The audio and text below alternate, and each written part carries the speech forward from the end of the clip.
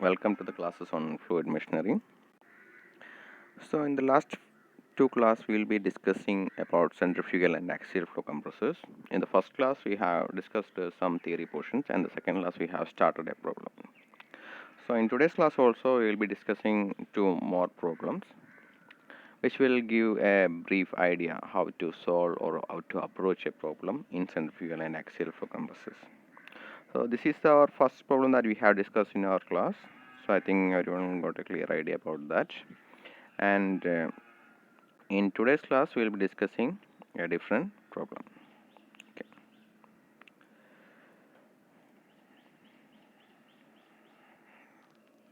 So here is our problem. A centrifugal compressor compresses 300 meter cube per minute. So they have given the air flow rate as 300 meter cube per minute. Okay. So we have to convert it into meter cube per second. So our first duty. Okay. Of air at 1 bar and 23 degrees Celsius. So initial conditions are given 1 bar and 20 degree, P1 and T1. To a pressure 2 bar. So final condition is 2 bar. So pressure ratio is 1:2. So initially it was 1 bar, now it is converted into 2 bar. The index of compression is 1.35. So normally we will have isentropic process and axial process. So isentropic process means the index of compression will be 1.4. So here they have given the index of compression as 1.35. So we have to assume that it is the index of compression for the axial process for calculating our final temperature. So normally in question either they will give the index of compression or they will give the isentropic efficiency to calculate the final temperature. So initial temperature is given, T1 is given. So we need the final temperature to calculate the work done. The equation for work done is mCp delta T. Okay. The flow velocity at the inlet and outlet of the machine is same and equal to 70 meter per second. Flow velocity Vf. Okay. The inlet and outlet impeller diameter are 0.35 meter and 0.66 meter. So diameter of the impeller can be used for calculating the blade tip velocity u1 and u2 can be obtained by the equation pi dn by 60. Okay. We have to calculate compressor rotates at 9000 rpm. Calculate the blade angles at the inlet and outlet of the impeller. So blade angles. So blade angles is equal to theta and phi.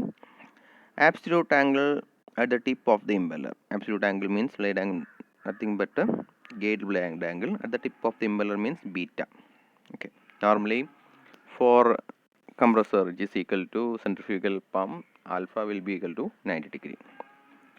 Breadth of the blade at the inlet and outlet B1 and B2. So B1 and B2 can be obtained by the equation Q is equal to pi D1 B1 Vf1 equal to pi D2 B2 Vf2. So normally for centrifugal pump we are dealing with the incompressible liquid. Okay. But here we are dealing with a compressible liquid. So discharge may not be same for the initial and final condition. But one thing will remain the same, that is the mass. So here we will be getting the mass at the inlet and a mass at the outlet. So centrifugal pump we are be getting the discharge as we are taking water as an incompressible fluid. Now we are dealing with air, so we cannot use the equation for Q1 equal to Q1 equal to Q2. Discharge at the inlet equal to discharge at the outlet cannot be equated. So we will be getting mass at the inlet equal to mass at the outlet. So discharge can be converted into mass. Okay. And that will be equated for calculating the breadth of the blade at the inlet and outlet. Assume that no diffuser is connected and the whole pressure intake takes place in the impeller at the blade same negligible thickness. Blade have thickness. Okay. So we will go through the given data. V1 is given, that is converted into meter cube per second, 5 meter cube per second. Inlet pressure P1 1 bar. Inlet temperature T1 23 degrees Celsius converted into Kelvin 296 Kelvin, and P2 2 bar. Flow velocity constant 70 meter per second, and inlet and outlet diameter 0.35 meter and 0.66 meter, and RPM 9000 RPM. Index of compression is 1.35. Okay. So here is our first diagram. This is our TS diagram for a compressor. 1 to 2 is the actual process, 1 to 2 dash is the isentropy process. So here we'll be using the actual process as the index of compression is given. But this is a problem taken from a textbook, and in that textbook they have done this in a wrong manner. So they have, if index of compression is not given in the question, we can take the process as an isentropy process and we can calculate the temperature of the point 2 dash, that is T2 dash. That is the procedure they have adopted in this textbook. So they have calculated the isentropic temperature isentropic process, and they have calculated the isentropic temperature at the end of the process. That is isentropic process 1 to 2 dash is isentropic process, and they have calculated the isentropic temperature 2 dash by using the equation T2 by T1 is equal to P2 dash by P1 all raised to n minus 1, where n is substituted as a 1.4 as they are dealing with the isentropic process. So in this question we have given the value of n as 1.35. So if you substitute the value of n as 1.35, you will get the value of T2 dash. Instead of T2 dash, you will get the value of T2. Okay.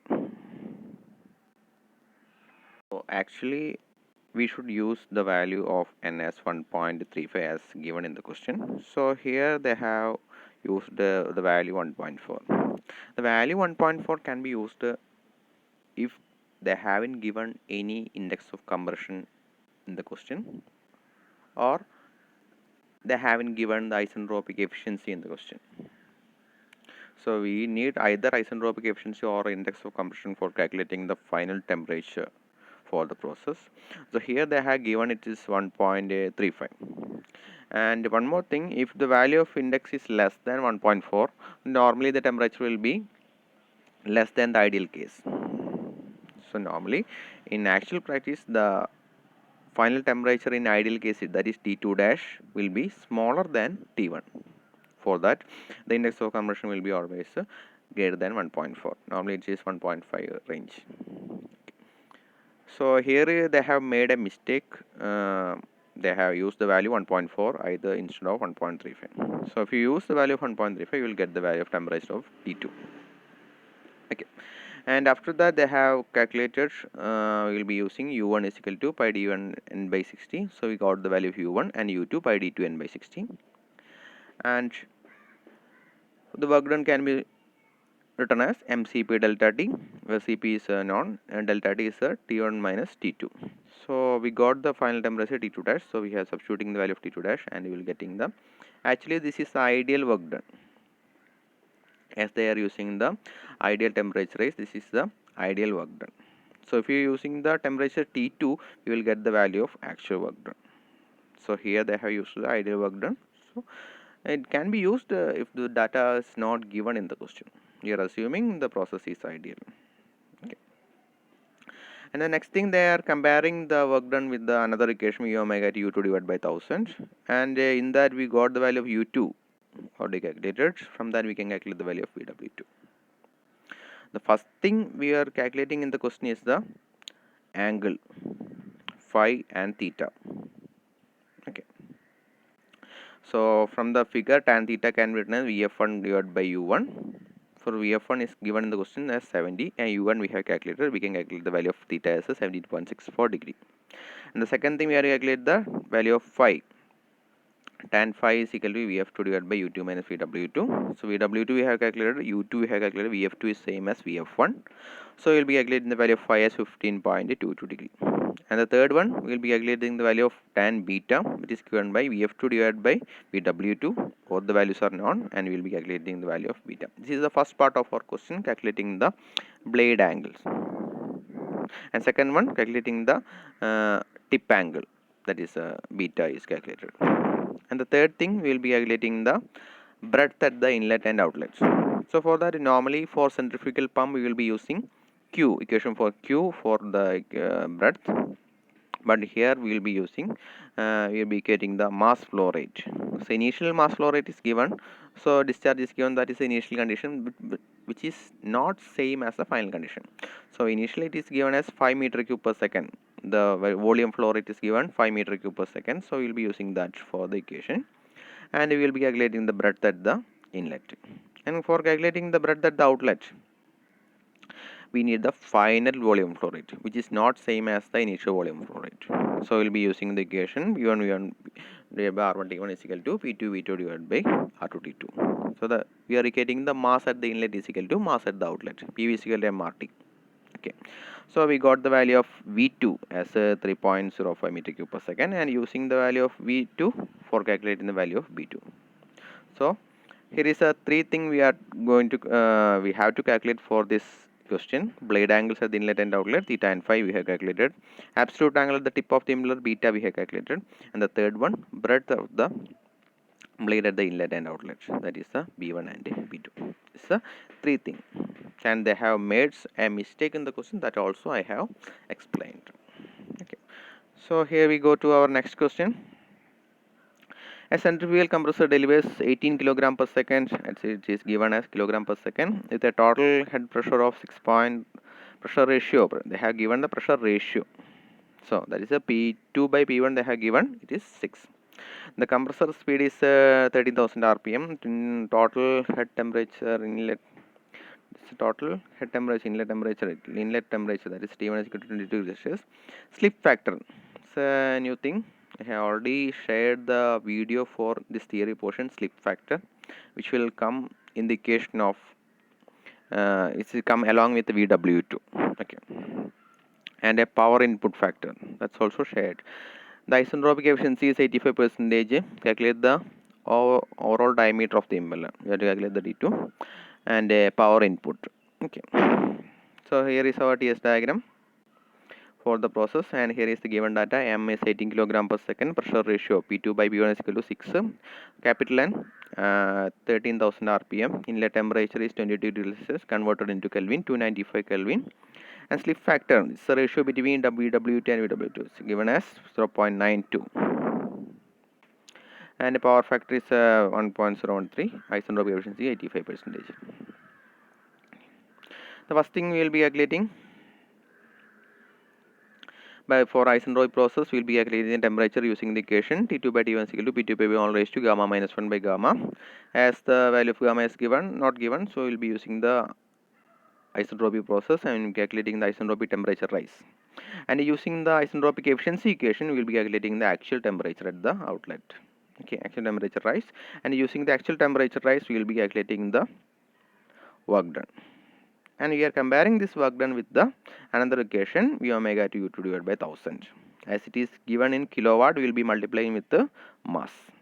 In the previous case, kilogram per second, kilojoule per second, we will not be multiplying with the mass. Okay, and the value of power factor and slip factor come here. We have to multiply with the power factor and slip factor for the actual work equation. Okay, and we will get the value of U2. As we don't have any equation for U2 and VW2, so we will be using the ideal case for U2 is equal to VW2.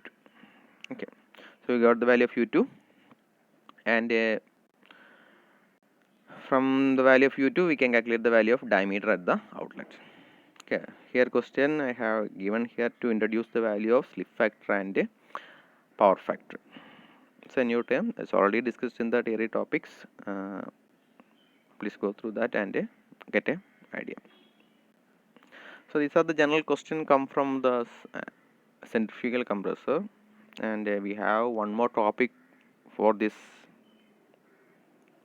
module, that is the axial flow compressor, that will be discussing in the coming classes, and if time permits I will discuss more problems.